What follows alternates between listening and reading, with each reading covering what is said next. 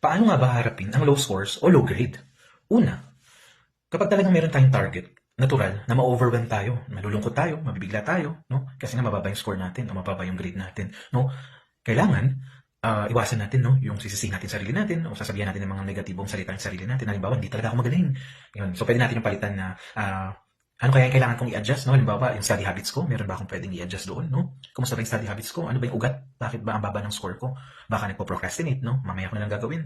Pwede pa namang ipasa bukas, no? Hanggang sa hindi ko na nagawa, nagpatong-patong. Hindi ka lalong nakapag-focus dun sa kailangan mong i-target, no? Pwede humingi ng tulong, no? Kasi may mga ka-classmates, no? Mga trusted someone na makakatulong sa'yo, like your teachers, your school counselor, nandyan sila para sa'yo, no?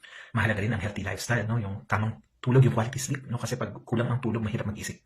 Okay, mahirapang makapag-focus. Okay? Tandaan, no, na ang naman ang score o grade, hindi yun nangangahulugan o katumbas ng ating worth o halaga bilang isang tao. Okay? Ang mahalaga sa mga pagkakamali na yan, sa mga pagkukulang na yan, ay natututo tayo at mas nag-grow tayo bilang isang tao. No? Iwasan din natin yung pagkumpara ng sarili natin sa iba. Sila mataas yung score, ako mababa. No?